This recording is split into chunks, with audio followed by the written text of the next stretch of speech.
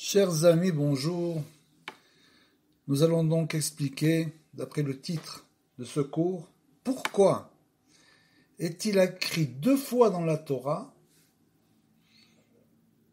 le sujet de l'ouverture de la mer Rouge.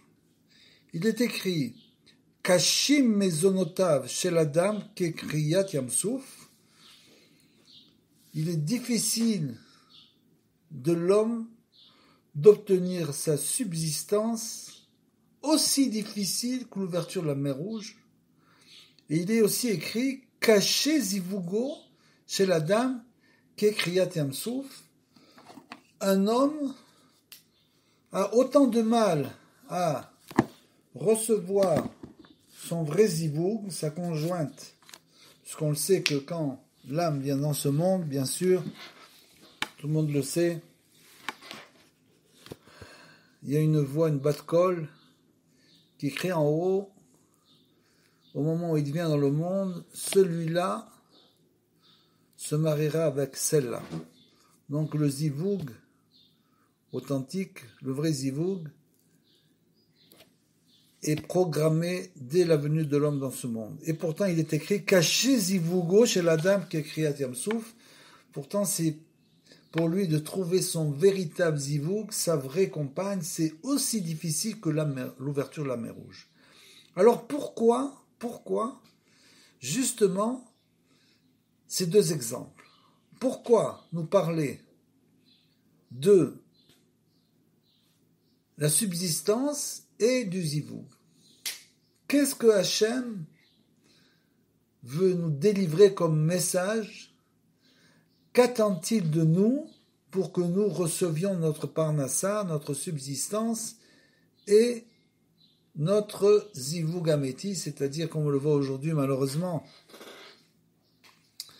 avec toutes les dissensions qu'il y a au sein des couples, on comprend bien que effectivement, c'est pas du tout évident de trouver le vrai zivoug.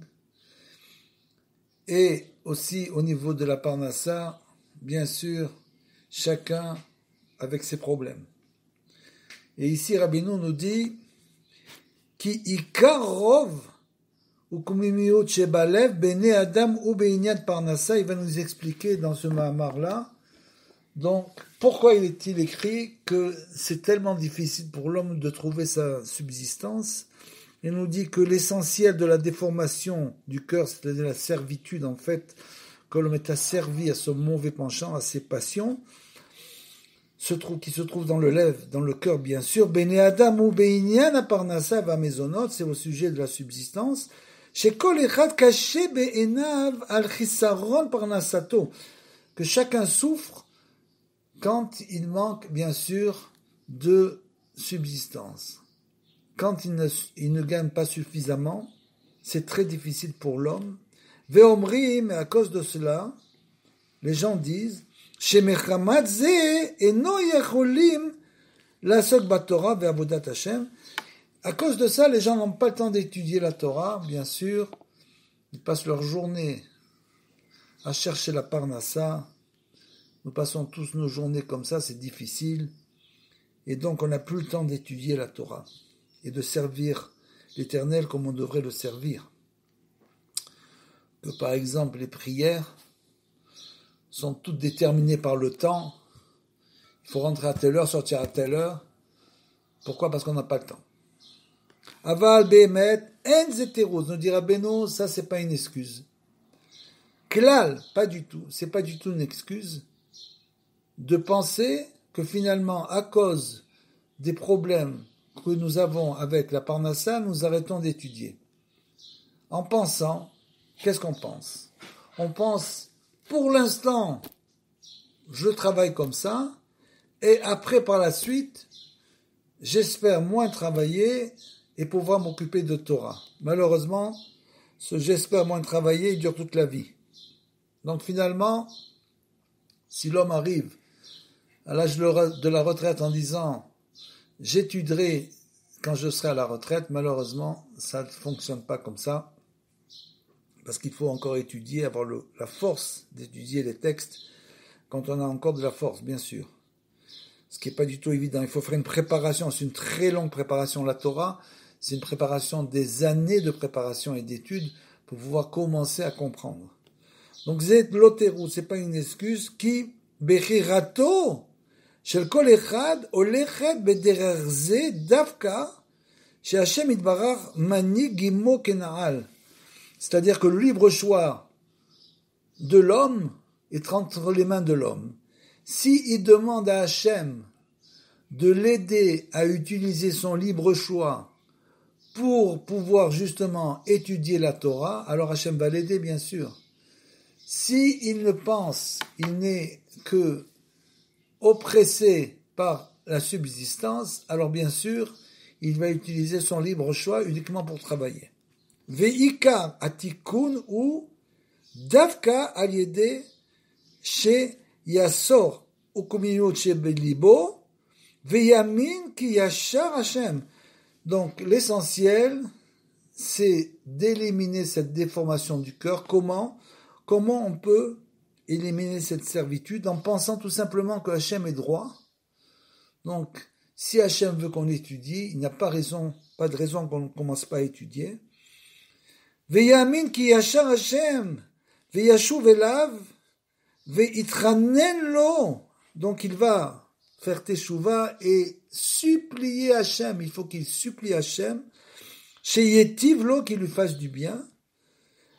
Beparnasato, pour sa parnassa. Donc vous voyez la première solution, c'est pour ça qu'il est écrit que c'est aussi difficile que la mer Rouge. On va le voir pourquoi, l'ouverture de la mer Rouge. Donc l'homme doit supplier Hashem qui lui donne une bonne parnassa, ou berchol inyanav, et pour tous les sujets de sa vie, Kenaral, Kemo shaya beshat kriyam asuf, exactement comme lors de l'ouverture de la mer Rouge. Sheayu az betsarak qu'ils étaient dans des très grands tourments, mais Kolsad, le désert, les avait enfermés, bien sûr, ve'em tafsu emunot avotam, et ils se sont remis à la foi de leurs ancêtres, ve'tsa'aku el Hashem, ils ont crié vers Hashem. Donc voilà la raison pour laquelle ces choses-là sont aussi difficiles que l'ouverture de la mer Rouge, parce que c'est des choses pour lesquelles on doit crier vers Hashem. Tsa'aku el Hashem. C'est ça, donc, la solution. De s'en remettre à Hashem, de savoir qu'il est bon et droit, il ne veut que notre bien, et que si nous avons des problèmes pour trouver notre zivou, ou bien si nous avons des problèmes pour vivre avec une femme qui est, l'homme et la femme sont deux opposés, bien sûr. Donc c'est pas du tout évident. L'accord entre eux est une chose extrêmement difficile. Pour pouvoir relier ces deux opposés, il faut tout simplement crier, pleurer et prier Hashem, toujours qu'il arrive à maintenir le couple. C'est pas une chose qui est acquise dès le début, c'est une chose qui se travaille, et essentiellement c'est le conseil de Rabbeinu, Tsa'aku el Hashem, comme au bord de la mer Rouge, que ce soit la Parnassa ou le Zivug, il faut donc crier Tsa'aku el Hashem comme ils ont fait au bord de la mer Rouge. Vekafsu les Torayam, ils se sont jetés dans la mer. Donc il faut, en quelque sorte, pour ces deux choses-là, il faut du Misirut Nefesh. C'est quoi? Il faut la foi. Ils ont eu la foi, ils se sont jetés à l'eau. Si la mer ne s'était pas ouverte, alors bien sûr, ils se seraient certainement noyés. Donc, Kavsu Betorayam, ils se sont jetés dans la mer. Comme il est écrit, Verbe iminu b'Hashem ve'tsa'aku elav itbarach. L'essentiel des Bnei Israël qui étaient là-bas, la majorité, ont cru en Hachem et ont crié encore une fois vers Hachem, Idbarar berachamim, ils ont demandé de la miséricorde, vetachanunim, keshechazal she'aya ba'em, kemokitot, parce qu'on sait là-bas il y avait plusieurs groupes, ve'ikaranes bevadai aya al-yede akat aksherim, et bien sûr le miracle là-bas, donc c'est produit grâce aux gens ksherim naturellement. Donc ça veut dire d'abord il faut faire naturellement un travail pour essayer de se rapprocher de la vérité, et après une fois qu'on est dans le chemin de la vérité, il va falloir commencer à travailler dans le sens de la prière, il va falloir faire Idbodedut et crier vers Hachem pour recevoir notre Parnassa et notre Zivug. C'est ça, c'est pour ça qu'il est écrit que c'est aussi difficile que l'ouverture de la mer Rouge. Chez Yaminu ba Hachem Idbarach. Ou mais Moshe, qu'ils ont cru en Hachem Idbarach et en Moshe, bien sûr, le Tzadikador. C'est-à-dire qu'il faut bien sûr pour tout ça se relier sans arrêt. Animekacher et Atzmi, les Rabbeinu Akadosh, on doit se relier sans arrêt au Tzadikador parce qu'il faut savoir que c'est lui, l'intermédiaire, qui amène notre filote, qui élève notre filote vers Hachem Idbarach. Donc, Ve Moshe, Velo Yereru Acharehem, mais ils n'ont pas essayé de faire des calculs. Parce que souvent, quand on est dans ces situations difficiles, on ne comprend pas quelle est la kavana de Hachem, pourquoi il nous met dans des situations pareilles, et on commence à faire des irurim, c'est-à-dire faire des calculs et à revendiquer. Pas du tout, ils n'ont rien revendiqué, ils ont créé vers Hachem et se sont jetés à l'eau. Acharem rak itranenu l'Hachem, rak ils ont supplié Hachem. C'est tout, c'est ce qu'il faut faire. Donc velken kashim mezolotav shel adam kekriyad masuf mamash. Donc c'est pour cela que la subsistance d'un homme est extrêmement difficile à obtenir. Chez Ika parnasato nimshar kemo anesh shel kremenasouf, parce que l'essentiel de sa parnassa et aussi donc de son zivug, c'est en quelque sorte un miracle. Il faut comprendre que on subit un véritable miracle.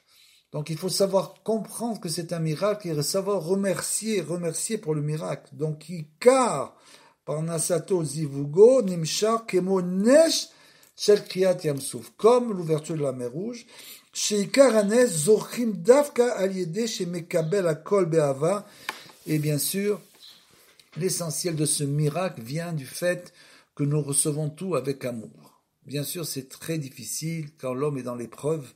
Il a beaucoup de mal à remercier Hachem pour l'épreuve qu'il est en train de subir et il a beaucoup de mal aussi à recevoir tout avec amour. Vekofetz le itkarev elav itbarar, et donc on doit se jeter à l'eau pour continuer à se rapprocher. Il ne faut pas se décourager, il faut toujours continuer à se rapprocher itbarar. Betor searat hayam, au milieu de la tempête. Zoef shel tirdat haolamazé, de cette tempête terrible qui est représentée par tous les soucis que nous avons dans ce monde, ve evalav, et tous ces problèmes, ve tsoek ou mitranen, et l'homme doit encore une fois de plus crier vers Hachem et supplier, parce que nous avons l'habitude de croire que ces choses-là doivent s'obtenir de manière naturelle, que tout doit être naturel. Pas du tout. On doit donc supplier et crier Hachem, l'Hachem Idbarach, Kemo be Kriyat Yamsouf, comme ils ont fait devant la mer Rouge. Et c'est bien pour ça que on a choisi ces deux exemples. Ve al yedeze davka iske le parnassa tova. Et grâce à ça, c'est justement grâce à ça que l'homme va mériter d'avoir une bonne parnassa, tova, chez Iske aliédeze le tachlit anisri. Donc cette parnassa, elle va l'aider s'il l'obtient de cette manière. C'est clair que cet argent sera uniquement bon pour lui, parce que l'argent aussi peut extrêmement endommager l'homme. Ça peut le faire chuter énormément. Mais s'il obtient l'argent ou son zivouk de cette manière, alors ça sera toujours que du positif. Donc Tova, ça sera bon, chez Iske Aliédeze, et grâce à ça, il méritera de se rattacher au but éternel. Vezeu caché zivugo shel Adam kekriyat yamsouf, c'est pour ça qu'il était aussi écrit au niveau du zivug, qui bekriyat yamsouf, שהוא בחינת תיקון המשפט כנעל, על ידי זה זוכים לזיווגו, שהוא בחינת תיקון הברית, parce que lorsqu'on crie vers Hachem, comme nous dit Rabbeinu, quand on crie 70 fois les Shivim Kalim, Ana Hachem Oshiana, Ana Hachem Atzlichana, les Yeshuata Techa Kiviti Hachem, Donc si on crie 70 fois tous les jours, à ce moment-là, on va véritablement faire une grande réparation. Et c'est bien pour ça que Rabbeinu nous dit aussi que Tsarer Kol Adam, dans le Ishtaprut HaNefesh, un livre extraordinaire, qui s'occupe uniquement de la tefila, il nous dit là-bas, Tsarer Kol Adam litzok l'Hashem itbarach, un homme doit toujours crier, même si c'est un cri intérieur. La tefila normale n'est pas suffisante. La tefila sans une kavana très forte, c'est-à-dire sans une intention extrêmement forte dans la tefila, une concentration, et sans le cri, n'arrive pas à réveiller l'homme. Il faut carrément essayer de défoncer la tefila, c'est-à-dire de faire un trou dans le ciel, c'est-à-dire véritablement avoir la kavana de s'élever énormément avec la tefila, c'est que la dame litzok la Hashem itbarach, velissa libo, et d'élever son cœur, et là vers Hashem itbarach, keilu ou be'emsa hayam. Donc, bien sûr, quand l'homme a des soucis, alors il commence à crier, il a la force de crier, de pleurer, de faire une tefila comme il faut, parce qu'il a le cœur brisé justement. Mais quand les choses vont bien, alors d'un coup, il n'a plus aucun problème, et il recommence à prier comme avant. Donc, un homme, nous dira Rabbeinu, doit se considérer toujours Keilo Bemsayam, comme s'il était au milieu de la mer, Taloui al Chut Seara, il est en quelque sorte sur un radeau frêle, Veruach Seara Soer, et il est au milieu de la tempête, seul au milieu de la mer, une tempête terrible sur un radeau frêle, Ad Lev Hashamayim, et avec les vagues qui montent jusqu'au ciel. Donc c'est comme ça que l'homme doit se considérer. Pourquoi? Jusqu'à ce qu'il n'arrive où il ne sait plus quoi faire, il ne sait plus comment se sortir de toutes les situations dans lesquelles il se trouve. Donc jusqu'à ce que l'homme comprenne que la vie se passe comme ça, finalement il commence à crier. Jusque-là, il ne criait pas. Donc tous ces problèmes viennent apprendre à l'homme qu'il doit élever son cœur et sa prière vers le ciel véritablement, jusqu'à ce qu'il arrive à un point où il ne sait plus quoi faire, jusqu'à ce qu'il comprenne que même il va commencer à crier, il n'a plus la force. Il n'a plus la force même de crier, et c'est là qu'il a vraiment le cœur brisé. Aval behemet vevadai en lo etza umanus ki im lisainav. Et bien sûr, pour nous apprendre quoi? Qu'il n'a aucun autre conseil que dans tous les cas, nous devons lever nos yeux, élever nos yeux vers Hachem, élever nos bras vers le ciel et crier vers Hachem. Velibo le Hachem itbarach. Ki adam besakana gdola me'od bazeh olam, parce que nous dit Rabbeinu, sans tomber dans le yéhouch, dans le désespoir, bien sûr, il faut que l'homme comprenne qu'il est en danger dans ce monde. C'est pas un monde facile. La Neshama, qui est entièrement spirituelle, Neshama Teoraï, elle est pure quand elle vient dans ce monde, elle vient dans un monde totalement impur, un monde totalement matériel, qui nous tire vers le bas en permanence, et c'est ça que veut dire Rabbeinu. Donc Adam, il est en danger, son âme est en danger, puisque à 120 ans, il doit rendre son âme aussi pure que quand elle était venue dans ce monde. Donc ça va être un grand travail, que seule la prière, le cri, l'idbo des doutes, seules ces choses-là vont pouvoir nous aider véritablement. Et donc, Ibe Adam et Sakana, il est en danger dans ce monde, Meod Bazé Olam, Kacher Yodea, Kol Echad, Benafsho, comme chacun le sait, vu les épreuves qu'il a passées, bien sûr. Donc voilà, ça c'était ce qu'on voulait dire. Très important, toujours, Rabbeinu nous donne une Torah de Etza, de conseil, c'est-à-dire de ces deux exemples-là, deux exemples frappants, où tout le monde, bien sûr, tombe dans des travers. Dans ces deux exemples, nous comprenons à quel point nous devons élever notre prière.